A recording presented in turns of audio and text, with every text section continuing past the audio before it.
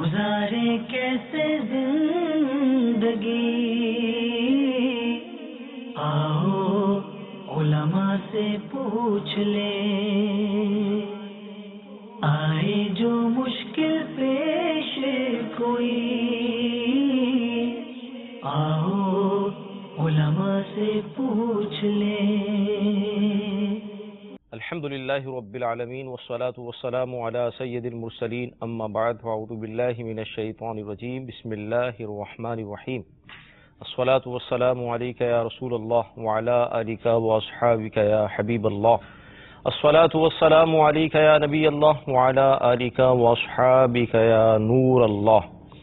میٹھے میٹھے اسلامی بھائی اور مدنی چینل کے ناظرین، سلسلہ دارالفتہ اہل سنت میں ایک بار پھر آپ کو مرحبا کہتے ہیں۔ ابتداً درود پاک کی فضیلت کہ فرمان مصطفیٰ صلی اللہ تعالی علیہ وسلم ہے، جس نے قرآن پاک پڑھا، رب تعالی کی حمد کی اور نبی صلی اللہ تعالی علیہ وسلم پر درود شریف پڑھا، نیز اپنے رب سے مغفرت طلب کی، تو اس نے بھلائی کو اس کی جگہ سے تلاش کر لیا۔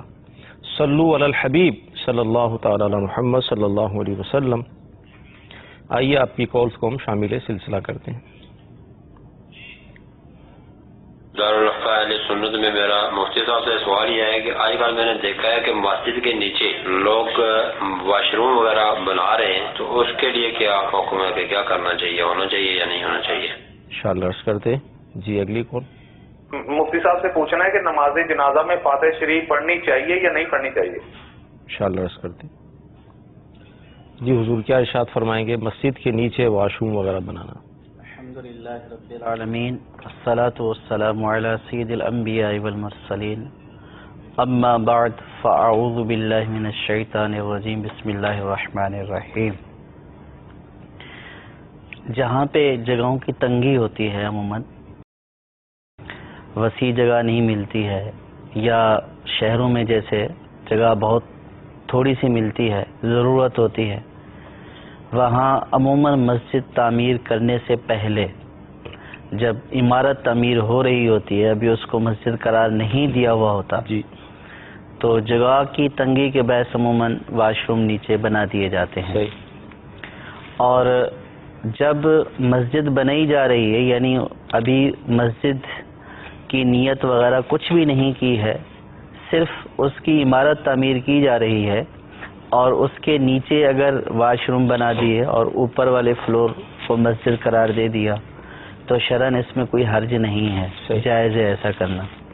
لیکن ایک مسجد بالکل بنی ہوئی ہے، اس کو مسجد قرار دیا جا چکا ہے، اب جو ہے وہ اس کی بیسمنٹ بنا کر یا اثر نو جو تعمیرات کرتے ہیں، تو اس میں عموماً بعض لوگ یوں کرتے ہیں کہ بیسمنٹ بنا دیتے ہیں اور نیچے دکانیں یا وضو خانے یا اس طرح کی چیزیں بنا دیتے ہیں۔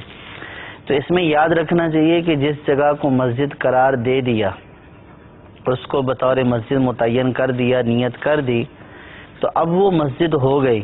صحیح۔ اب وہ عین مسجد ہے یا فنائے مسجد ہے، جس کا تعین کر دیا وہ ہو گیا۔ اب جو ہے وہ پہلے سے متعین شدہ جگہ کے اوپر جس کو مسجد قرار دیا جا چکا تھا، اس کو اب نئے سرے سے بنا رہے ہیں، تو اب اس کے نیچے واش روم بنا دینا، ایسا کرنا حرام ہے۔ صحیح۔ کہ جس کو مسجد قرار دیا جا چکا وہ مسجد ہو گئی، صحیح۔ اب اس جگہ کے نیچے بیسمنٹ بنا کر واش روم بنانا گویا کہ مسجد کے اندر واش روم بنانا ہوگا۔ صحیح۔ کیونکہ جب مسجد ہو گئی تو وہ ساتوں زمین نیچے تک مسجد ہو گئی، صحیح، ساتوں آسمان اوپر تک مسجد ہو گئی۔ ٹھیک۔ تو اب اس کو جو ہے وہ اثر نو بناتے ہوئے دکان بنا دینا یا واش روم بنا دینا یا وضو خانہ بنا دینا اب جائز نہیں ہے۔ اب یہ اوپر بھی مسجد ہے اور نیچے بھی مسجد ہے۔ صحیح۔ تو مسجد کا تعین کرنے کے بعد، نیت کرنے کے بعد، مسجد کی نیت کرنے کے بعد اب اس میں جو ہے واش روم بنانا ناجائز و حرام ہے۔ صحیح۔ اور اگر ابھی نیت نہیں کی ہے، جسٹ بلڈنگ بنائی ہے اور اس کے اوپر نیچے جو ہے وہ مسجد کی حاجات کے لیے نیچے جو ہے واش روم بنا دیا، غسل خانے بنا دیے، اوپر والے فلور کو مسجد قرار دے دیا، یا پھر اس کے اوپر امام کی رہائش بنا دی، تو ابھی مسجد قرار دینے سے پہلے یہ سب کچھ بنانے کے بعد اس کے مختلف حصوں کو مختلف قرار دے دینا، نیت کر دینا، ایسا کرنا جائز ہے. اب جو سائل نے سوال پوچھا ہے، اب ان کا کس خاص مسجد سے متعلق ہے، کہاں انہوں نے دیکھا ہے، تو ایسے ہر جگہ کے بارے میں تو یہ نہیں کہہ سکتے کہ یہاں پہ یہ بعد میں بنے ہیں. تو ہو سکتا ہے کہ پہلے سے بنے ہوئے ہوں. تو جب تک کسی مسئلے کی تحقیق نہ ہو یا جس جگہ کے بارے میں پوچھا جا رہا ہے اس کی تحقیق نہ ہو، خاص اس کے بارے میں معلومات کر کے مسئلہ نہ پوچھا گیا ہو، تو پھر اس جگہ کے اوپر کوئی مسئلہ سن کر اس کے اوپر منطبق کر دینا، یعنی وہی مسئلہ اس کے اوپر لاگو کر دینا، یہ جائز نہیں ہوتا ہے. ہر جگہ کی صورتحال مختلف ہوتی ہے. جو ہے وہ پوچھ کر سن کر جنہوں نے ایسا کیا ہے ان سے پوری تفصیل لینے کے بعد پھر کسی خاص جگہ کے بارے میں حکم پوچھا جائے تو وہ جو حکم پوچھنا بھی جائز ہوتا ہے، اور پھر جو بتایا گیا ہوتا ہے پھر اگر ناجائز ہو چکا ہے تو پھر اس ناجائز کو ختم کرنا بھی واجب ہوتا ہے. ٹھیک. سر سوال شاید یہ اس لیے ذہن میں آتا ہوگا، جس طرح بھی آپ نے دوران کلام یہ ارشاد فرمایا کہ ساتوں زمین نیچے اور ساتوں آسمان سے اوپر، یہ مسجد جب نیت کر لیں تو مسجد ہو جاتی ہے. تو جب نیت کر لی اور جیسے آپ نے تقسیم تو فرما دی کہ پہلے سے سب بنا کر ہم نیت کریں اس کے بعد، لیکن اب جب مسجد کی نیت کر لیتے ہیں اور نیچے واش روم بھی ہوتا ہے، وضو خانہ بھی ہوتا ہے، تو اب ساتوں زمین نیچے تک مسجد ہم نے یہ فرمایا، تو یہ ایک خیال شاید ذہن میں آتا ہوگا کہ یہ کیا ہے. ہاں اچھا سوال ہے یہ. اس میں یہ ہے کہ جب اس کے نیچے کوئی دوسری چیز کر دی ہے نا، جو مسجد سے متعلق ہی چیز ہے، اب وہ نیچے بنا دی ہے، تو اب وہ نیچے تک اس کے مسجد کا حکم نہیں ہوگا. جو نیچے چیز بنی ہے اگر وہ خارج مسجد ہے تو پھر نیچے والی جگہ بھی خارج مسجد ہے، اور جو اوپر ہے اگر وہ خارج مسجد ہے تو پھر اوپر والی بھی جگہ خارج مسجد ہی ہوگی. تو یہ اس صورت میں ہے. دیکھیں اس میں ایک اور بھی مسئلہ ہے کہ اس مسئلے کو بیان کرنے کے بعد اور بھی سوالات ذہن میں آتے ہیں. جیسے فلیٹوں میں عموماً ہوتا ہے کہ فلیٹوں کے نیچے مسجد بنائی جاتی ہے، اوپر رہائش گاہیں ہوتی ہیں. دیکھیں اصل مسئلہ تو فقہا نے یہی بیان کیا تھا کہ مسجد اوپر نیچے ہر طرح کے حق سے خالی ہونی چاہیے. یعنی کسی بندے کا تعلق نہیں ہونا چاہیے، وہ خالص اللہ تبارک و تعالیٰ کے لیے اس کے اوپر نیچے کی جہت ہونی چاہیے. تو اب یہ ہوا کہ یہ تو اس وقت تھا کہ جب جگہیں بہت زیادہ وسیع تھیں، اور اب بھی ایسی جگہوں پر جہاں پہ جو ہے وہ وسیع جگہ مل جاتی ہے تو وہاں پہ یہی کرنا چاہیے، اوپر نیچے کچھ نہیں بنانا چاہیے، خاص مسجد ہی رکھنی چاہیے. لیکن جب یہ دیکھا کہ لوگوں کی آبادی بڑھی اور بڑے بڑے شہر آباد ہو گئے، تو جب فقہا نے ان بڑے بڑے شہروں کو دیکھا کہ اس طرح گنجان آباد شہر ہیں کہ جہاں پہ جگہ ملنا ہی اب مشکل ہے، تو پھر وہاں پہ جو ہے وہ ضرورت کے طور پر یہ فتویٰ دیا گیا کہ اگر کسی نیچے والی جگہ کو اس کے اوپر بھلے مسجد نہیں ہے یا کسی کا حق ہے، اگر اس جگہ کو بھی خاص مسجد کر دیا جائے تو پھر وہ خاص جگہ مسجد ہو جائے گی، اگرچہ کہ اس کے اوپر والی جگہ مسجد نہیں ہے. یہ علم دین کی بہار ہے، علم دین ہے کہ ضرورت کے تحت اس طرح مسائل کے اندر جو ہے بعض اوقات تبدیلی ہوتی ہے، اور اداری علماء ہی کا خاصہ ہے، وہی سارے معاملات کرتے. نماز جنازہ میں سورہ فاتحہ کا پڑھنا صحیح ہے؟ نماز جنازہ میں سورۃ فاتحہ کے پڑھنے کی دو حیثیتیں ہیں. یعنی بطور قرآن پڑھا یا بطور دعا اور ثنا پڑھا. ٹھیک. تو نماز جنازہ میں قرآن پاک کی تلاوت یعنی سورۃ فاتحہ کو بطور قرآن پڑھنے کی ممانعت ہے. اور اگر ثنا کی جگہ جیسے ثنا پڑھتے ہیں شروع میں، وہاں پہ جو ہے وہ ثنا کی کوئی آیت پڑھ دی قرآن پاک کی. جہاں پہ دعا پڑھتے ہیں وہاں پہ سورۃ فاتحہ پڑھ دی بطور دعا، بطور جو ہے وہ قرآن پاک کی تلاوت کے نہیں، بطور دعا وہاں پہ سورۃ فاتحہ پڑھ دی یا کوئی ایسی دعا پڑھ دی جو قرآن پاک میں ذکر ہے. تو وہ جو جنازے کی مخصوص دعا ہے جو سنت ہے جس کا پڑھنا، تو اس دعا کے پڑھنے سے جو ہے وہ دعا کی سنت کی ادائیگی ہو جائے گی. یعنی کہ سورۃ فاتحہ کو بنیت دعا پڑھا یا کوئی بھی قرآن پاک کی دعا والی آیت پڑھی تو وہ جو دعا کی سنت ہے وہ ادا ہو جائے گی. تو سورۃ فاتحہ کو بطور دعا تو پڑھ سکتے ہیں، لیکن نماز جنازہ میں کسی بھی مقام پر کوئی بھی صورت نہیں پڑھی جاتی، یعنی نماز جنازہ میں تلاوت نہیں ہے، جس طرح عام نمازوں میں تلاوت کی جاتی ہے، سورۃ فاتحہ بطور فاتحہ پڑھی جاتی ہے، یعنی کہ قرآن پاک کی تلاوت کے طور پر پڑھی جاتی ہے اور اس کے ساتھ سورت ملائی جاتی ہے، تو نماز جنازہ میں تلاوت کا محل نہیں ہے۔ صحیح۔ نماز جنازہ میں اولاً ثنا پڑھتے ہیں، پھر درود پاک پڑھتے ہیں اور پھر اس کے بعد دعا پڑھتے ہیں۔ تو قرآن پاک کی ایسی آیات جو ثنا یا دعا کے اوپر ہوں، ان کو ثنا اور دعا والے مقام پر بنیت ثنا بنیت دعا پڑھا جا سکتا ہے، صحیح، لیکن تلاوت کی نیت سے پڑھنے کی ممانعت ہے۔ ٹھیک ہے، مزید کالز کو ہم شامل کرتے ہیں۔ مسئلہ میرا یہ ہے کہ مسجد کی ٹینکی ہے جو نا پانی والی، اس میں چوہا مر گیا، کسی کو معلوم نہیں، 2-3 دن تک ایسے ہی اسی پانی سے وضو کرتے رہے، کیا اس پانی سے وضو ہو جائے گا؟ اگر وضو ہو جائے گا کیا اس سے پڑی ہوئی نماز بھی ہو جائے گی؟ اگر نہیں ہو سکتی تو شرعی تقاضوں کے مطابق اس کا حل بتائیے۔ انشاءاللہ عرض کرتے ہیں۔ جی اگلی کال۔ کوئی کسی ڈپارٹمنٹ میں ڈیوٹی کرتا ہے اور اس کی ڈیوٹی ڈپارٹمنٹ کی طرف سے 12 گھنٹے یا 8 گھنٹے ہے، اس میں ڈیوٹی کرنے والے 4 بندے ہیں، اب 4 میں سے 12 گھنٹے میں سے 2 6 گھنٹے کرتے ہیں، 2 6 گھنٹے، یا 8 میں سے 2 4 گھنٹے کرتے ہیں، 2 4 گھنٹے، مطلب آدھی 2 ڈیوٹی کرتے ہیں۔ اب اس میں تنخواہ جو ملتی ہے پورے گھنٹے کی ملتی ہے، تو آیا کہ شرعی طور پہ جائز ہے یا ناجائز؟ انشاءاللہ عرض کرتے ہیں۔ جی اگلی کال۔ مجھے یہ معلوم کرنا ہے کہ میرے والد صاحب کا انتقال ہوا ہے، میری والدہ کا دماغ تھوڑا ٹھیک نہیں ہے، وہ عدت میں نہیں بیٹھ سکتی ہیں، تو اس کے لیے کوئی ساحل ہو تو برائے مہربانی بتا دی۔ انشاءاللہ عرض کرتے ہیں۔ جی اگلی کال۔ کوئی شخص دوسری رکعت میں آ کر امام کے پیچھے ملتا ہے تو اس کے آنے سے پہلے امام صاحب سے کوئی واجب قضا ہو گیا تھا، اب امام صاحب چوتھی رکعت میں جب سلام پھیرنے کا ٹائم آتا ہے تو دائیں طرف سلام پھیرتے، لیکن وہ سجدہ صاحب کر رہے تھے، تو جو دوسری رکعت میں آیا تھا اسے پتہ نہیں تھا کہ یہ سجدہ صاحب کے لیے امام صاحب نے سلام پھیر کر پھر سجدے میں جانا ہے، تو دائیں طرف جیسے ہی سلام پھیرا جائے گا وہ تو کھڑا ہو جائے گا اپنی باقی رکعتوں کو پورا کرنے کے لیے، تو امام صاحب نے تو وہ سجدہ صاحب کر لیا تھا، کیا اس سجدہ صاحب کا اس پر بھی کوئی قضا لازم ہوگی یا جو وہ سجدہ صاحب کر دیا گیا تھا وہ پورا ہو جائے گا؟ اس معاملے میں جواب ارشاد فرما دیجیے۔ مسجد کی ٹنکی میں چوہا مر گیا، بعد میں پتہ چلا نمازیں بھی پڑھ لیں، اب کیا ہوگا؟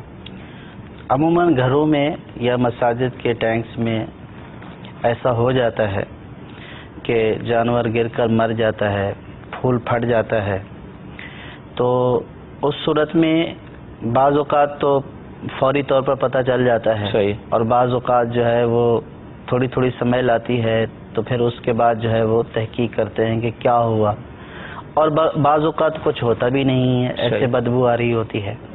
تو ضابطہ یہ ہے کہ جب تک جو ہے وہ اس کے نجس ہونے کا یقین نہ ہو تو اس وقت تک اس کو نجس نہیں کہیں گے۔ صحیح۔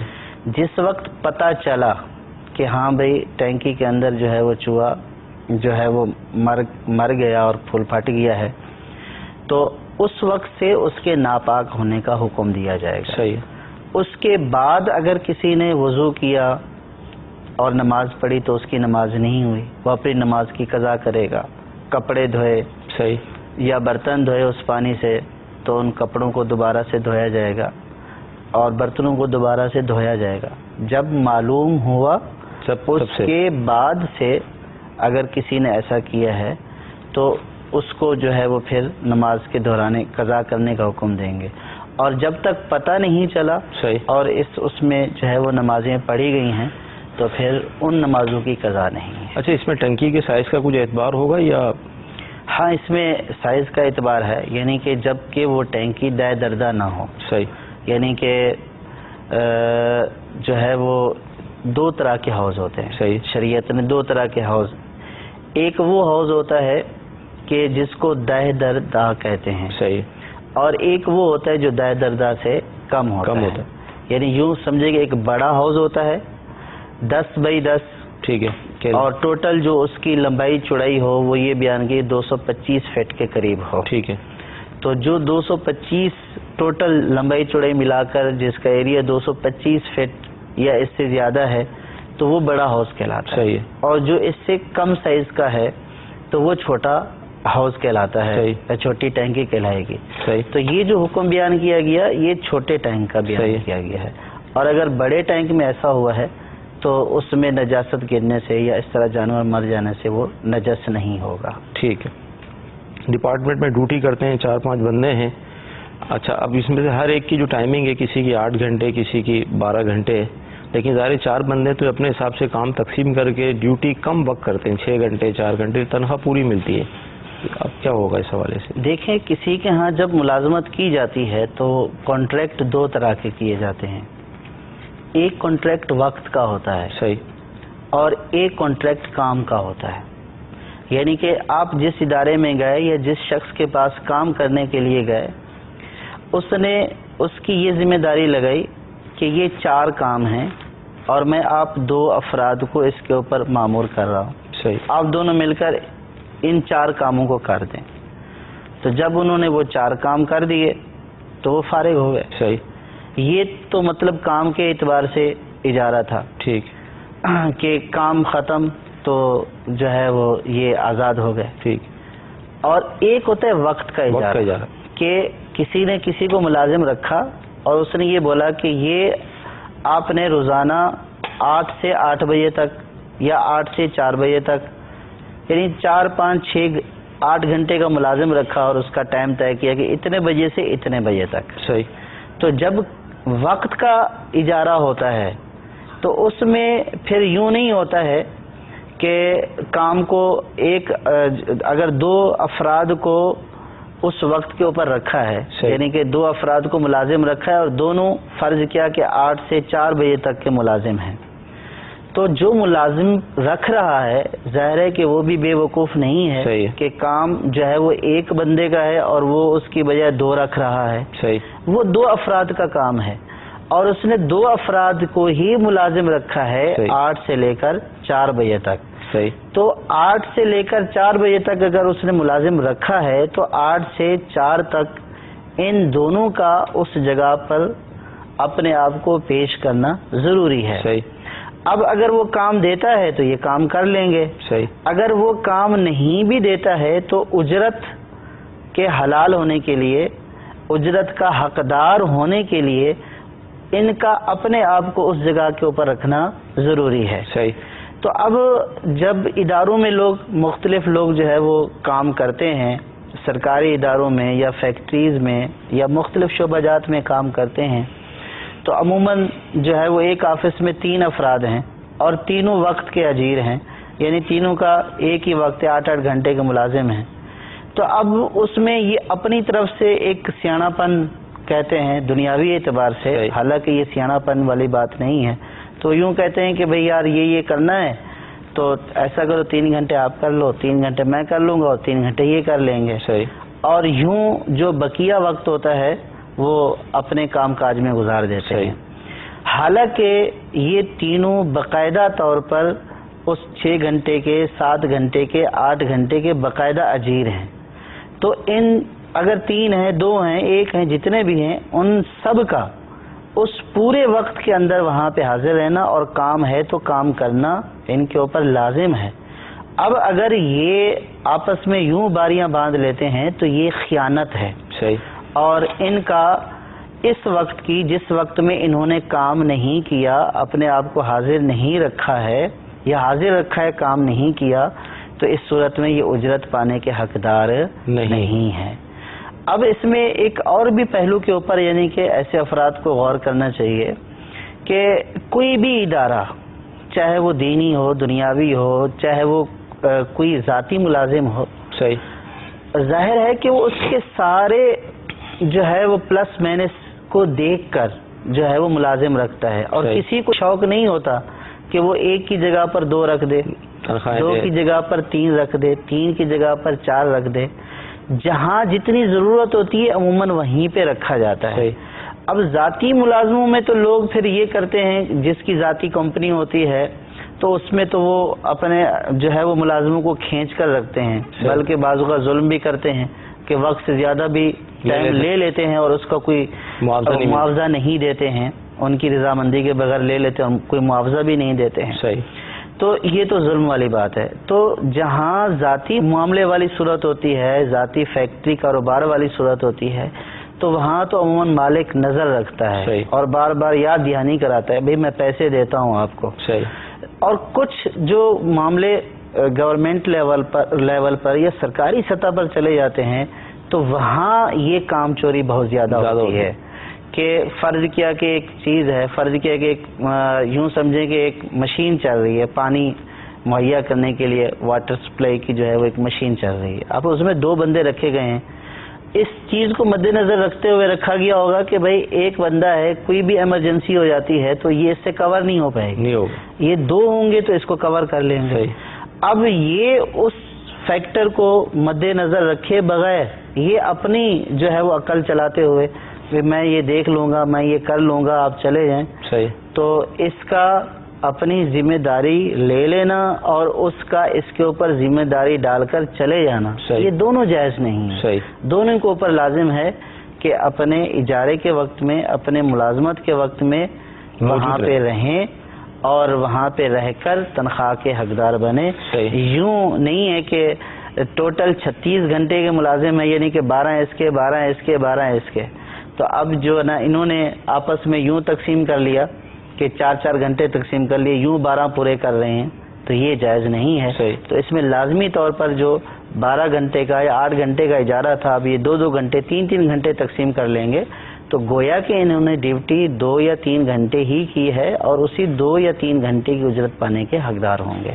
بظاہر یہ ذہن بن جاتا ہے کہ جو ہمارا سیٹ ہے وہ ہمیں نہیں دیکھ رہا, یا جو ہم سے اوپر ہے وہ ہمیں نہیں دیکھ رہا, ایک ذات ہے جو دیکھ رہی ہے. دیکھیں یہ تو دیانتداری والا معاملہ ہے اور بچوں کو کھلانے پلانے اور حلال و حرام کا معاملہ ہے. سیٹ اگر نہیں دیکھ رہا ہے یا کسی بھی محکمے کے افسران بالا نہیں دیکھ رہے ہیں یا افسران بالا کی رضامندی کے ساتھ ہی ایسا کیا جا رہا ہے, بعض اوقات لوگ بولتے ہیں کہ ان کو پتہ ہے, تو ان کو وہی ہے کہ رشوت کی ہڈی ڈال دی جاتی ہے. اور وہ جو ہے وہ ان کی روزی کو بھی خراب کرتے ہیں اور ملک و ملت کا بھی بیڑا غرق کرتے ہیں. اور یوں ہی ادارے تباہ و برباد ہوتے ہیں کہ یہی جو اوپر کے افسران بالا ہوتے ہیں اگر یہ رشوت سے, کام چوری سے, بددیانتی اور خیانت سے باز آ جائیں تو پھر سارے معاملات بالکل ٹھیک ہو جائیں. تو عموماً بددیانتی, خیانت, کام چوری کا سبب اوپر والا ہی بنتا ہے. عام طور پر تمام ایسے نہیں ہوتے ہیں, لیکن اشیر بات ان کی ہوتی ہے, ان کا اس میں یعنی کہ ملے ہوئے ہوتے ہیں, تو ان کی وجہ سے یہ کرتے ہیں. اور یہ جو نیچے والے ہوتے ہیں کہتے ہیں صاحب کو پتہ ہے, تو یہ صاحب کا کوئی ذاتی کام تو نہیں ہے. یہ تو صاحب بھی اس گورنمنٹ سے تنخواہ لیتا ہے, آپ بھی اسی گورنمنٹ سے تنخواہ لیتے ہیں. تو اس لیے یہ دل کو تسلی دینا کہ جی ان کو پتہ ہے, انہوں نے ہمیں اجازت دی ہوئی ہے, تو ایسا کرنا جائز نہیں ہے. حالانکہ دل میں کھٹکا ہوتا ہے, دل میں کھٹکا ہوتا ہے کہ ہم صحیح نہیں کر رہے ہوتے, اور یہی دل میں کھٹکا ہونا یہ اس بات کی دلیل ہے کہ آپ صحیح نہیں کر رہے. کہ ایک شخص نے سرکار صلی اللہ تعالیٰ علیہ وسلم سے سوال کیا, یا رسول اللہ گناہ کیا ہے, مل اسمو, گناہ کیا ہے؟ ارشاد فرمایا ما حاکا فی نفسے کا, جو تیرے دل میں کھٹکے وہ گناہ ہے. اللہ. تو دل میں تو کھٹکتا ہے کہ ہم صحیح نہیں کر رہے, تو جب دل میں کوئی چیز دستک دے کہ ہم صحیح نہیں کر رہے تو اس کو صحیح کر لینا چاہیے. سبحان. تو اس لیے جو آپ فرما رہے تھے کہ اگر مالک نہیں دیکھ رہا تو جو تمام جہانوں کا مالک ہے وہ دیکھ رہا ہے کہ آپ بندوں کے حقوق کو تلف کر رہے ہیں, اور آپ اگر کسی بھی محکمے میں ہیں, سرکاری محکمے میں ہیں, تو لوگوں کے رقوم سے, ٹیکسوں سے آپ کو تنخواہ ادا کی جاتی ہے, تو وہ لوگوں کی رقم ہے جو آپ کو دی جاتی ہے, تو اس میں اس طرح کی خیانت کرنا جائز نہیں ہے. مدنی چینل کے ناظرین, اتنی پیاری بات ارشاد فرمائی کہ ہم اپنے بچوں کو جو کھلا رہے ہیں اس پر غور کر لیں. اگر حرام کھلائیں گے تو جو گوشت حرام سے پلے گا, بڑھے گا, اس کا انجام کیا ہوگا. اللہ تعالیٰ ہمیں محفوظ فرمائے. والد صاحب کا انتقال ہو گیا, والدہ کا جو دماغ ہے ذہنی طور پر وہ سیٹ نہیں ہے, تو عدت کے حوالے سے کیا حکم ہوگا؟ عدت میں بیٹھنے کے حوالے سے پوچھا. دیکھیں عدت تو چاہے وہ جوان عورت ہو, بوڑھی ہو, سب کے اوپر جو ہے وہ عدت کے احکام لاگو ہوتے ہیں. اگر وہ ذہنی طور پر اپسیٹ ہیں تو بھی ان کے اوپر عدت کے احکام ہیں. عدت میں بیٹھنا جو ہے وہ کوئی چیز نہیں ہے. یعنی عدت کا مطلب یہ ہے کہ جیسے کسی کا انتقال ہو گیا، انتقال کی عدت ہے، تو ایک مخصوص وقت کا گزرنا، صحیح، وہ جب مخصوص وقت گزر جائے گا تو عدت ختم ہو جائے گی. اور یعنی کہ جیسے موت کی عدت جو ہے وہ 4 مہینے 10 دن ہے، صحیح، تو وہ 4 مہینے 10 دن کا پیریڈ گزرنا، یہ عدت کا گزرنا ہے. صحیح. اب شریعت مطہرہ نے اس کے گزارنے کا ایک طریقہ انداز بتایا ہے. صحیح. وہ یہ کہ بلا ضرورت گھر سے باہر نہ جائے، صحیح، زیب و زینت نہ کرے. صحیح. تو اب جو بغیر زیب و زینت کو ترک کر کے بلا ضرورت بلا عذر شرعی باہر جانے کو ترک کر کے اپنے گھر میں تو کہیں بھی آ جا سکتی ہے، اس میں کوئی حرج نہیں ہے. تو جو اپنے گھر میں اس وقت کو گزار دے ان پابندیوں کے ساتھ، ان شرائط کے ساتھ جو شریعت نے متعین کی ہیں، تو ان پابندیوں کے ساتھ اس وقت کو گزارنا یہ عدت کا گزارنا ہوتا ہے. تو کچھ لوگ یوں کرتے ہیں کہ گھروں میں ایک کمرے میں بند کر دیتے ہیں، تو پردے ڈال دیتے ہیں، آسمان نظر نہ آئے، کوئی بندہ نظر نہ آئے. تو ایسا نہیں ہے. عدت میں بھی انہی سے پردہ ہے جن سے عام حالات میں پردہ ہے، عدت میں بھی ان سے پردہ ہے. بعض تو یہ بیٹوں سے نہیں ملنے دیتے، صحیح، داماد ہے تو اس سے نہیں ملنے دیتے. تو یہ اس طرح کا بٹھانا تو شریعت نے کوئی لازم نہیں کیا ہے، اور نہ ہی مطلب ہے کہ اس کی شرعن کوئی پابندی ہے جس طرح کے لوگ گھروں میں یوں قید کر دیتے ہیں، یعنی کمرے کے اندر، کیا وہ دوسرے کمرے میں بھی نہیں جا سکتی ہے. تو اپنے گھر کے اندر وہ آسانی کے ساتھ رہ سکتی ہے، گھوم پھر سکتی ہے، اس میں نہیں ہے. بلا اجازت شرعی وہ اپنے گھر سے باہر نہیں نکلے. صحیح، ٹھیک. دوسری رکعت کے اندر کوئی شامل ہوئے نماز کے اندر، امام صاحب نے سجدہ صاحب کے حوالے سے سلام پھیر کر سجدے کیے، انہوں نے نہیں کیے، یہ کھڑے ہو گئے. یہ فرما رہے ہیں کہ وہ تو کھڑا ہو جائے گا. تو اس صورت میں یہ ہے کہ یہ جب امام کا انتظار کرنا چاہیے. صحیح. سوال یہ تھا کہ اب جب سیدھی طرف امام سلام پھیرے گا تو کھڑا ہو جائے گا، تو اس کو کھڑا نہیں ہونا چاہیے. جب امام سیدھی طرف سلام پھیرے اور پھر جب الٹی طرف پھیرے تو پھر کھڑا ہونا چاہیے، تاکہ اگر امام کے اوپر کوئی صاحب وغیرہ ہے تو یہ بھی امام کے ساتھ شریک ہو جائے. اگر فرض کیا کہ امام نے سیدھی طرف سلام پھیرا ہے اور یہ کھڑا ہو گیا، اب اس کو پتہ چل گیا کہ امام سجدہ صاحب میں چلا گیا، تو اس کے اوپر بھی لازم ہے کہ یہ بھی سجدے میں چلا جائے، اس کو سلام نہیں پھیرنا. تو اس کے اوپر بھی سجدہ صاحب لازم ہو چکا ہے، اگرچہ کہ یہ اس رکعت کے بعد آیا ہے کہ جس میں امام سے غلطی ہوئی ہے، لیکن جب امام کی اقتدا کی ہے، امام کے اوپر سجدہ صاحب لازم ہو چکا ہے، تو اس کے اوپر بھی لازم ہو چکا ہے. یہ جب امام سلام پھیرے اگر یہ کھڑا ہو گیا تو فوراً یہ جو ہے وہ امام کے ساتھ سجدے میں چلا جائے، اس نے سلام نہیں پھیرنا. اگر یہ جان بوجھ کر مسبوق جو ہے وہ سلام پھیرے گا تو پھر اس کی نماز جاتی رہے گی. صحیح. مدنی چینل کے ناظرین کتنے اہم مسائل سیکھنے کو مل رہے ہیں. مزید آپ کی کالز کو ہم شامل کرتے ہیں. میرا نام فلشیر ہے، اسلام آباد کا رہنے والا ہوں. میں سر یہ پوچھنا چاہتا ہوں، بیٹا ہوا ہے، اس کے عقیقے کے متعلق پوچھنا چاہتا ہوں. 2 جانور دینے چاہیے یا ایک؟ انشاءاللہ. جی اگلی کال.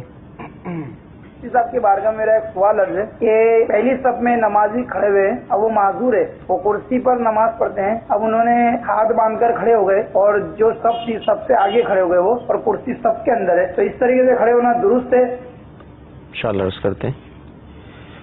بیٹا پیدا ہوا ہے ماشاءاللہ، عقیقہ آپ کیا کریں، کس طرح کریں؟ بہتر یہ ہے کہ 2 بکرے جو ہے وہ بچے کی طرف سے اور 1 بکری جو ہے وہ بچی کی طرف سے. صحیح. اور جانور انہی شرائط کے ساتھ ہو جو قربانی کی شرائط ہوتی ہیں. صحیح. اور اگر بڑے جانور میں کرنا ہے تو وہ 1 حصہ بچی کی طرف سے، 2 حصے بچی کی طرف سے، یہ بہتر ہے. اگر 1 حصہ بھی کر دے گا تو اس سے عقیقہ ادا ہو جائے گا. ٹھیک ہے. پہلی صف میں یعنی کرسی، جو آج کل کرسی کا رواج ہے، تو بعض جو ہے پہلی صفوں میں بھی کرسیاں مختلف متفرق مقامات پر ہوتے ہیں یا بعض سائٹوں پر ہوتے ہیں. تو ایک واضح حکم اگر پتہ چل جائے کہ کرسی والے کہاں اپنی صف بنائے، کہاں مطلب ہے. دیکھیں اس میں جو ہے وہ سب سے بہتر طریقہ تو یہی ہے کہ جس کے لیے کرسی کے اوپر نماز پڑھنے کی اجازت ہے، ٹھیک، یعنی شرعی اعتبار سے اب اس کے لیے ثابت ہو چکا کہ وہ کرسی پر بیٹھ کر بھی نماز پڑھ سکتا ہے، ٹھیک، اپنا مسئلہ پوچھنے کے بعد. صحیح. تو اب اس کے لیے بہتر یہ ہے کہ وہ اپنی کرسی سائڈ پہ رکھے. صحیح. اور تاکہ جو ہے وہ نمازیوں کی نمازوں میں خلل نہ آئے. ٹھیک. تو پھر کرسی رکھنے کے بھی مختلف انداز ہوتے ہیں. کوئی آگے کر کے رکھتا ہے, کوئی پچھلی صف میں کر کے رکھتا ہے. تو ان کی کرسیاں سائڈ پر رکھی جائیں. صحیح. تاکہ صف بنانے میں خلل نہ آئے. صحیح. اب بعض اوقات ایسا بھی ہوتا ہے کہ جیسے فجر کی نماز میں عموماً نمازی کم ہوتے ہیں, تو اب وہ کرسیاں جو سائڈ پر رکھی ہوتی ہیں تو وہ جو سائڈ پر بیٹھنے والے ہوتے ہیں وہ بھلے بیچ میں صف میں کوئی نہ ہو تو ان کی کرسی وہیں پہ رکھی رہتی ہے اور وہیں پہ بیٹھ کر نماز پڑھتے ہیں. تو یہ بھی جائز نہیں ہے. صحیح. ایسی صورت میں کہ جب جو ہے وہ صف میں جگہ باقی ہے اور ابھی آ بھی کوئی نہیں رہا ہے, تو اس صورت میں یہ اگر وہاں پہ صف کے ساتھ مل جائیں تو اب بعد میں اگر کوئی آ گیا یہ بیچ میں ہو گئے تو کوئی حرج نہیں ہے, ورنہ بہتر یہی ہے کہ یہ اپنی کرسی سائڈوں پہ رکھیں. صحیح. مدنی چینل کے ناظرین, دعوت اسلامی کا اشاعتی ادارہ مکتبۃ المدینہ نے ایک رسالہ شائع کیا ہے جس کا نام ہے کرسی پر نماز پڑھنے کے احکام. کیونکہ دیکھا دیکھی یہ سلسلہ بڑھتا چلا جا رہا ہے, لوگ کرسیوں پر نماز پڑھ رہے ہیں. جس کو کرسی پہ نماز پڑھنی ہے اولاً تو اس کو مفتی صاحب سے رجوع کرنا چاہیے, پہلے اپنا مسئلہ بیان کرنا چاہیے, پھر اس کے بعد وہ کرسی پر آئے. لیکن دیکھا دیکھی لوگ نماز شروع کر رہے ہیں, تو رسالہ موجود ہے, اسے حاصل کر لیں, اس کو پڑھ لیں, انشاءاللہ عز و جل اس حوالے سے آپ کو معلومات ہو جائے گی. مزید کالز کو ہم شامل کرتے ہیں. حضرت کی خدمت میں عرض ہے کہ جیسے قضا کی تیسری چوتھی رکعت میں سبحان اللہ 3 سبحان اللہ کی قدر, تو حضرت اس میں 3 مرتبہ سبحان اللہ پڑھنا ضروری ہے یا اس کی قدر خاموش رہ جانے سے بھی وہ ادا ہو جائے گا, وہ جو ضرورت ہے وہ پوری ہو جائے گی واجب کی. اسی ضمن میں دوسرا سوال یہ ہے کہ اگر سبحان اللہ کی بجائے سورہ فاتحہ کی پہلی آیت پڑھ لی تو کیا سورہ فاتحہ کی 2-3 آیت پڑھ کے رکوع کرنا ہوگا یا سورہ فاتحہ پورا پڑھنا ہوگا یا ایک آیت کے بعد بھی رکوع کر سکتے ہیں؟ جی انشاءاللہ عرض کرتے ہیں. اگلی کال. میرا دارالفتاح سے ایک سوال ہے کہ اگر کسی نے قرضہ دینا ہو تو کیا وہ عمرے کے لیے جا سکتا ہے؟ انشاءاللہ عرض کرتے ہیں. جی اگلی کال. انیس الرحمان میٹھا ٹوانا ضلع خوشاب سے بول رہا ہوں. میرا سوال یہ ہے کہ کیا مسجد کے اندر ناپاک چیز رکھنا جائز ہے؟ اور دوسرا سوال یہ ہے کہ جو ہم مسجد کے اندر جوتے رکھتے ہیں وہ بھی تو ناپاک ہی ہوتے, اس کے بارے میں کیا ہو؟ انشاءاللہ عرض کرتے ہیں. بہت پیارا سوال ہے آپ کا. قضا نماز کے اندر جو آخری رکعتیں ہیں اس میں سبحان اللہ یا خاموش, اس میں یہ ہے کہ 3 سبحان اللہ کی مقدار ٹھیک جو ہے وہ خاموش رہے, چاہے تو یہ خاموش رہے چاہے جو ہے وہ سورۃ فاتحہ پڑھ لے. ٹھیک. تو دونوں میں سے کوئی بھی کر لے گا تو واجب جو ہے وہ ادا ہو جائے گا, وہ جو مقدار ہے وہ پوری ہو جائے گی, نماز درست ہو جائے گی. اب یا تو اب وہ سورۃ فاتحہ فرمایا آخری فرض کی 2 رکعت, آخری اس میں یہ ہے کہ واجب سورۃ فاتحہ واجب نہیں جی, لیکن اتنی مقدار کھڑا ہونا ضروری ہے. صحیح. 3 سبحان اللہ کی مقدار یا پھر سورۃ فاتحہ پڑھ لے. صحیح. یا اتنی مقدار خاموش رہے. ٹھیک ہے. یا سورۃ فاتحہ پڑھ لے یا خاموش رہے یا 3 سبحان اللہ کی مقدار جو ہے وہ وہی خاموشی سے کھڑا رہے. صحیح. تو اس صورت میں جو ہے اس کی نماز درست ہو جائے. ٹھیک ہے. اب یہ کہ اگر صرف الحمدللہ رب العالمین پڑھتا ہے تو اس میں 3 سبحان اللہ کی مقدار نہیں ہے. صحیح. تو اس لیے سورۃ فاتحہ پوری پڑھ لے یا پھر 3 سبحان اللہ کی مقدار خاموش رہ کر پھر رکوع میں جائے. ٹھیک ہے. قرضہ دینا ہے کسی کا, قرضہ نہیں دے رہے اور عمرے پہ جا رہے ہیں. عمرہ کرنا تو جائز ہے, لیکن اس بات کا لحاظ رکھنا ضروری ہے کہ قرضہ جو ہے وہ بندوں کا حق ہے. اور اگر عمرے پہ جانے کا مطلب یہ ہے کہ اس کے پاس رقم ہے, اور اگر یہ بلا وجہ جو ہے جس کو رقم دینی ہے یعنی جس سے قرضہ لیا ہوا ہے بلا وجہ اس سے ٹال مٹول کرے اور خود حج اور عمرے کرتا رہے اور اس کی رقم نہ دے, تو یہ شریعت کو پسند نہیں. حدیث پاک میں فرمایا کہ مطل الغنی ظلم, غنی کا جان بوجھ کر یہ ٹال مٹول کرنا, ادائیگی میں سستی کرنا یہ ظلم ہے. کہ اس کے پاس ادائیگی کی رقم آ گئی ہے لیکن اس کے باوجود بھی وہ ادا نہیں کر رہا ہے. تو اب اگر جو عمرے پہ جا رہا ہے, ظاہر ہے کہ عمرے پہ اخراجات ہوتے ہیں, تو اب اس میں جس کا قرضہ دینا ہوتا ہے نا تو بعض اوقات اس کو بہت شدید تکلیف ہو رہی ہوتی ہے کہ دیکھیں کہ یہ حج اور عمرے کر رہا ہے, میرا قرضہ نہیں ادا کر رہا. تو جس کا حق دینا ہے اس کا حق پہلے ادا کیا جائے. صحیح. اور عمرہ کرنا نہ فرض ہے نہ واجب ہے, تو لیکن قرض کی ادائیگی ضروری ہے اور اس میں مسلمان کی ایذا کا پہلو بھی ہے. ٹھیک. ہاں اگر جانا چاہتا ہے تو اپنے قرض دار کو راضی کر لے کہ میں عمرے کی ادائیگی کے لیے جا رہا ہوں اور انشاءاللہ واپسی پہ آپ کا ادا کر دوں گا. صحیح. اور نہیں تو میرے ورثاء سے وصول کر لینا، جو بھی ایک طریقہ کار ہوتا ہے صحیح. اس کے مطابق اس کو اطمینان دلا دے. صحیح. تو اب اگر اس طرح کر کے جائے گا تو اس کو راضی کر کے جائے گا، اس کو ایذا سے بچا کر جائے گا. اور اگر اس طرح کر کے نہیں جائے گا اور اس کے لیے واقعی وہ ایذا کا سبب بن رہا ہے تو اب یہ خواہ قرض کی ادائیگی میں تاخیر کر کے ظلم تو کر رہا ہے. صحیح. لیکن عمرہ اگر کر کے آ جائے گا تو ظاہر ہے کہ عمرہ تو ادا ہو جائے گا. لیکن جو دوسرا پہلو ہے کہ یہ بندوں کا حق کہ عمرہ جو اس کے اوپر فرض واجب ہی نہیں ہے تو اس کی ادائیگی اس کے اوپر واجب ہی نہیں ہے، تو جو ادائیگی اس کے اوپر واجب ہے پہلے اس کو ادا کرے، بعد میں یہ نفلی عبادات کرے. ٹھیک. یہ بھی ایک بہت پیارا ہمیں نفیس مدنی پھول ملا کہ عمرہ پہ ہم جب جاتے ہیں تو جانے کا مقصد ہی یہ ہوتا ہے کہ اللہ تعالیٰ کی عبادت ہوگی، طواف ہوگا، رب کی بارگاہ میں جا رہے ہیں، رب کے ہی ایک دوسرے بندے کو تکلیف پہنچا کر اس کا قرض مطلب نہیں دے رہے. اسے مفتی صاحب نے فرمایا کہ اس کو راضی کریں، راضی تو وہ ہو جائے گا لیکن شاید دلی طور پر تھوڑی تکلیف اس کو پھر بھی رہے گی. اس میں دیکھیں اب اگر وہ ظاہری طور پر یہ بول دیتا ہے کہ ٹھیک ہے آپ اس سے کر کے عمرے کا نام سن کر کون منع کرے گا، تو اس میں تو پھر اب ظاہر ہے کہ جو وہ بول رہا ہے اسی کا اعتبار ہوگا. اب دل کے اندر اس کے کیا ہے، ہاں وہ کہہ سکتا ہے کہ پہلے میرا قرض ادا کرو، میں راضی نہیں ہوں، یہ میرے لیے اذیت کا باعث ہے. تو عموماً تو لوگ اس طرح کرتے ہی نہیں ہیں. مسئلہ تو بہت سارے لوگ پوچھتے ہیں لیکن عموماً کرتے نہیں ہیں ایسا. لیکن ان کے دل میں بھی یہ کھٹکا ہوتا ہے کہ یار کیا ہوگا. تو اس لیے اس سے جو ہے وہ راضی نامہ کر کے جائیں، اس کو ذرا خوش کر کے جائیں تاکہ آپ بھی اطمینان سے وہاں پہ عبادت کر سکیں اور اس کے لیے بھی آپ کا جانا یہ ایذا کا پہلو نہ بنے. ٹھیک. تو مدنی چینل کے ناظرین، ابھی جو ہمارا سلسلہ چل رہا ہے اس کے اندر آپ دیکھیں کہ کتنی اہم معلومات ہمیں حاصل ہو رہی ہے، مختلف مسائل پر ہمارا کلام چل رہا ہے. میں مزید مفتی صاحب سے جو ہمارا ابھی سوال جواب کا سلسلہ یہ ہوا ہے، مسجد کے حوالے سے جو گفتگو ہم نے کی تھی، یعنی مارکیٹوں میں جو مسجدیں بنتی ہیں اس کے اوپر فلیٹس بنتے ہیں، یعنی مسجد کمیٹی میں جو افراد آتے ہیں اور آنے کے بعد دیکھا جاتا ہے کہ بعض اوقات وہ کسی شخصیت کے کہنے پر یا مسجد کے اندر جو تغیر کر دیتے ہیں، تبدل کرتے ہیں، اس حوالے سے کیا مدنی پھول دیں گے کہ اس میں کیا احتیاطیں ہمیں کرنی چاہیے؟ دیکھیں مسجد تو ایک جو ہے وہ عبادت کی جگہ ہے اور اس کے احکام ہیں، اپنے احکام ہیں. لیکن اب اس کے احکام کو جانے گا وہی کہ جو اس کے احکام کو جاننے کی کوشش کرے گا، سیکھے گا. نہیں پتہ ہے تو کسی سے پوچھے گا. اب بدقسمتی یہ ہے کہ جو مساجد میں عموماً کمیٹیاں ہوتی ہیں تو ان کے نزدیک اگرچہ کہ مسجد کا امام عالم ہو، مفتی ہو، کوئی بھی ہو، تو اس کی حیثیت وہ ایک اجیر کی ہوتی ہے، ملازم کی ہوتی ہے. تو بہت ساری جگہوں پر ایسا پسند بھی نہیں کرتے کہ ان کو کوئی مسجد کا جو ہے وہ ہم کام کر رہے ہیں، یہ جو ہم کرنے جا رہے ہیں یہ جائز ہے یا ناجائز ہے. ٹھیک نہیں. اور جو کرنے والے ہوتے ہیں ان کو بھی مساجد سے متعلق احکام کا علم نہیں ہوتا ہے.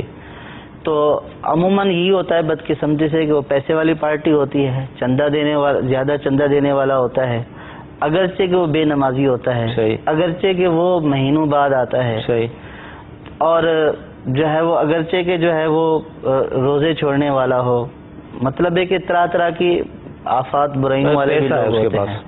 لیکن اب اس کے پیسے کی وجہ سے جو ہے وہ کچھ لوگ جو ہے وہ مسجد کا انتظام اس کے سپرد کر دیتے ہیں، یہ چلائیں گے. اور وہ بھی جو ہے اس کے لیے بھی ایک وہ ہوتا ہے کہ جی میں فلاں مسجد کا ٹرسٹی ہوں، فلاں مسجد کا میں صدر ہوں.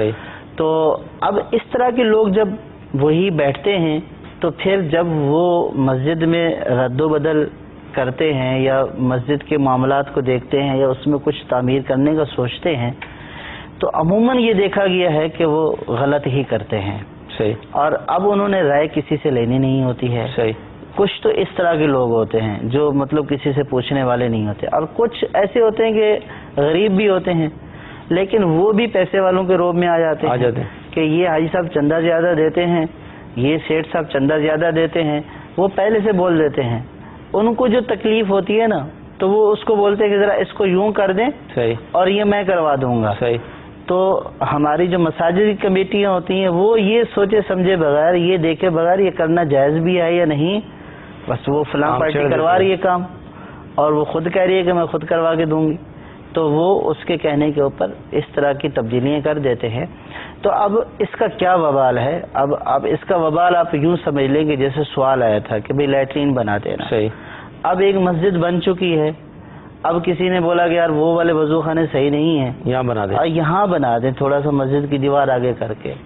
تو یہ ایسا ہوا کہ گویا مسجد کے اندر لیٹرین بنا دی، مسجد کے اندر پیشاب خانہ بنا دیا معاذ اللہ. تو اب اگر کوئی بچہ پیشاب کر دے مسجد کے اندر تو کس قدر وہ لوگ جو ہے وہ ہو رہے ہوتے ہیں کہ یہ کیوں کر دیا، اگرچہ بچوں کا لانا جائز نہیں ہے، اسی وجہ سے لانا جائز نہیں ہے کہ بچے جو ہے وہ کنٹرول میں تقدس خیال نہیں رکھیں گے اور یہ اس طرح مسجد کی ناپاکی ہو جائے گی. تو جب اس طرح کے تغیر و تبدل کرتے ہیں، یعنی تبدیلیاں کرتے ہیں کہ دیوار آگے کر دی، پیچھے کر دی، ادھر کوئی اور چیز نکال دی، ادھر دکان بنا دی، ادھر وضو خانہ بنا دیا، تو اب آپ یہ سمجھیں کہ آپ نے دیوار آگے کر کے عین مسجد کے اندر وضو خانہ بنا دیا تو آپ تھوک رہے ہیں مسجد کے اندر، جو ہے وہ آپ استنجا کر رہے ہیں معاذ اللہ مسجد کے اندر. تو اب جو مسجد ہو جاتی ہے وہ تا قیامت مسجد ہو جاتی ہے. صحیح. پھر اس میں تبدیلی نہیں ہو سکتی. اب جس نے اس کو تبدیل کر دیا وہ تا قیامت اس کا گناہگار ہو رہا ہے. اللہ. جس نے اس میں غلط تصرف کر دیا گویا کہ اس نے تا قیامت اس جگہ جو مسجد ہو چکی تھی اس کو مسجد ہونے سے معطل کر دیا. اللہ. اب یوں سمجھیں کہ فرض کیا کہ ایک مسجد ہے، اس میں جانور نہیں لایا جائے گا، اس میں جو ہے وہ نجاست نہیں ڈالی جائے گی. کوئی نجاست ڈال کر جائے گا تو کس قدر جو ہے وہ ہمارا غصہ آتا ہے، اور غصہ آنا فطری بات ہے کہ یہ ہمارا مقدس مقام ہے، عبادت کی جگہ ہے اور اللہ کا گھر ہے، مقدس گھر ہے. تو اب جس مقدس گھر کی اتنی توقیر اور عظمت ہے، اب اس کے کسی حصے کو آپ نے اگر یہ کر دیا، کاٹ کر آپ نے کچھ اس طرح کی چیز بنا دی، اولاً تو آپ نے اس کو مسجد سے معطل کر دیا، تو جو نجاست یہاں پہ لانا ناجائز تھی وہ اس حصے میں لانا ناجائز ہے. ٹھیک. تو اب وہ تا قیامت اس کا جو ہے وہ گناہگار ہو رہا ہے. اب جو اس طرح کرتے ہیں لوگ، اللہ تبارک و تعالیٰ ان کو ہدایت دے، پوچھنے سمجھنے کی توفیق عطا فرمائے، اور خصوصاً جو اس طرح کی دینی ذمہ داریوں کے اوپر ہوتے ہیں تو ان کو تو بہت زیادہ ایسی باتوں کا لحاظ رکھنا چاہیے. جیسے پنچایتوں کے صدر ہوتے ہیں، لوگوں کی طلاقوں کے فیصلے کرتے ہیں، یعنی شرعی معاملات کا فیصلہ کرتے ہیں، بڑی بڑی کمیٹیاں ہوتی ہیں، بعض قوموں کی اپنے کمیٹیاں بنی ہوتی ہیں، لوگوں کی زکاتیں لیتی ہیں، فطرات لیتی ہیں، اور جو ہے وہ طلاق نکاح وغیرہ کے شرعی معاملات کو ڈیل کر رہی ہوتی ہے. تو اس میں اسی طرح کے وہ اپنے حکم صادر کر رہے ہوتے ہیں اور وہ واضح اللہ اور اس کے رسول کے احکام کے خلاف کر رہے ہوتے ہیں. تو وہ بس اپنی ذہن میں جو آتا ہے وہ کر لیتے. تو اسی طریقے سے بہت سارے لوگ جو مساجد کی خدمت کے اوپر مامور ہیں، مسجد کی خدمت بلا شبہ جو ہے وہ ایک بہت بڑا اجر عظیم والا کام ہے، بہت بڑے ثواب والا کام ہے مسجد کی خدمت کرنا. لیکن مسجد کی خدمت کی آڑ میں بغیر جانے بوجھے لا علمی میں اگرچہ کہ اس طرح کے کام کر دیے، مسجد میں اس طرح کی تبدیلیاں کر دیں تو پھر اپنی آخرت کو تباہ و برباد کر دیا. تو اس لیے جو مساجد یا ایسے کسی دینی معاملے کے اوپر مامور ہیں، اگر وہ خود عالم نہیں ہیں تو ان کو علماء سے رابطہ کرنا چاہیے اور جو شرعی حکم ہو اس کے مطابق پھر عمل کرنا چاہیے. کتنی پیاری معلومات ہمیں اس حوالے سے مل گئی. جو مسجد کمیٹی میں ہوتے ہیں ان کی کیا ذمہ داری بنتی ہے. سلسلے کا وقت ختم ہونے والا ہے، آخر میں 2 کالز کو ہم شامل کرتے ہیں. میں پراپرٹی ڈیلنگ کا کام کرتا ہوں. اگر کوئی پلاٹ یا کسی پارٹی سے مثال کے طور پر میں کہتا ہوں کہ مجھے بھائی ₹1,00,000 کا یہ چیز دے رہا ہوں، بقایا جو پیسے بچتے ہیں مثال کے طور پر 20,000 25,000 یہ ہے میرے، یہ جائز ہے یا ناجائز ہے؟ اگلی کال. وضو کے دوران اذان کا جواب دینا جائز ہے؟ انشاءاللہ. اس کا پلاٹ لیا اور ₹1,00,000 دے دیے، کچھ رقم باقی تھی، اس حوالے سے کچھ یہ اجرت کے حوالے سے پوچھ رہے تھے کہ پراپرٹی ڈیلر ہیں. تو عموماً جو سوال سمجھ میں آیا وہ یہ ہے کہ بعض پراپرٹی ڈیلر یوں بھی کرتے ہیں کہ اگر آپ نے ان کو بولا کہ میری یہ چیز بیچنی ہے تو وہ پوچھتے ہیں کہ یہ آپ کتنی کی بیچیں گے. صحیح. تو جیسے اس نے ڈیمانڈ کی کہ بھئی یہ لاکھ میں جانی چاہیے، تو پھر اس میں یہ بولتے ہیں کہ چلو ٹھیک ہے آپ یہ لاکھ کا کہہ رہے ہیں، اوپر اس کے اوپر اگر ہم نے 1,10,000 میں بیچ دی، 20 میں بیچ دی تو وہ ہمارے ہوں گے. تو یہ اجرت ہے، اور اجرت کا اس طرح مجہول ہونا یہ جائز نہیں ہے. صحیح. کہ بھئی اوپر والے ہمارے ہوں گے، اور پھر وہ چیز اسی کی ہے تو جو بکی ہے، جتنے کی بکی ہے، وہ 1 کی بکے، 1,10 کی بکے، 1,20 کی بکے، تو وہ رقم اسی کی ہے. یہ متعین اجرت لینے کا حقدار ہے. صحیح. تو اس میں اجرت کا متعین ہونا ضروری ہے. صحیح. اور بعض اوقات اجرت متعین ہوتی ہے، یوں بھی ہوتا ہے کہ اجرت تو متعین ہے کہ اتنا کمیشن لیں گے، اور ساتھ یہ بھی ہوتا ہے کہ اگر اس سے زیادہ کی چیز بکی تو اوپر والے پیسے ہمارے ہوں گے. صحیح. تو اس طرح جو ہے وہ ان کی جو ہے وہ بعض اوقات وہ چیز 1 لاکھ کی تھی 1.5 لاکھ کی بک گئی، تو پھر جس کی چیز ہوتی ہے وہ بھی اس کے اوپر راضی نہیں ہوتا. تو اولاً یہ ہے کہ اپنی اجرت کا تعین کر لینا چاہیے. ہاں اگر وہ 1 لاکھ کی ڈیمانڈ کر رہا تھا اور آپ نے محنت کر کے 1.5 کی بیچ دی ہے، تو اب وہ 1.5 لاکھ اسی کے ہیں. ہاں اب اگر وہ اپنی رضامندی سے آپ کو زیادہ میں سے کچھ دینا چاہے تو یہ جائز ہے. ٹھیک ہے. دوران وضو کے دوران اذان کا جواب دے سکتے ہیں؟ دیکھیے اس میں یہ ہے کہ بہتر یہ ہے کہ وضو مکمل کرے. اب وضو کو روکے گا تو وضو میں جو ہے وہ تسلسل ہونا یہ بھی سنت ہے. صحیح. تو تسلسل کے ساتھ وضو کرے، اور اگر وضو ابھی شروع نہیں کیا ہے، اذان آ رہی ہے تو پہلے اذان کا جواب دے دے اور بعد میں جو ہے وہ وضو کرے. تو اس صورت میں دونوں سنتوں کے اوپر وضو کرتا رہے جواب دیتا رہے، تو اس میں بھی کوئی حرج نہیں ہے. مدنی چینل کے ناظرین، آج کے سلسلے میں الحمدللہ ہم نے بہت کچھ سیکھا. ہم اللہ تعالیٰ کی بارگاہ میں دعا کرتے ہیں کہ اللہ سے وجل آج کا ہمارا یہ سلسلہ اپنی بارگاہ میں قبول فرمائے. جو ہم نے سنا ہے، جو ہم نے سیکھا ہے، اس پر ہمیں عمل کرنے کی توفیق عطا فرمائے. آمین. صلو علی الحبیب صلی اللہ تعالی علی محمد صلی اللہ علیہ وسلم. گزارے کیسے زندگی، آؤ علماء سے پوچھ لیں. آئے جو مشکل پیش کوئی، آؤ علماء سے پوچھ لیں.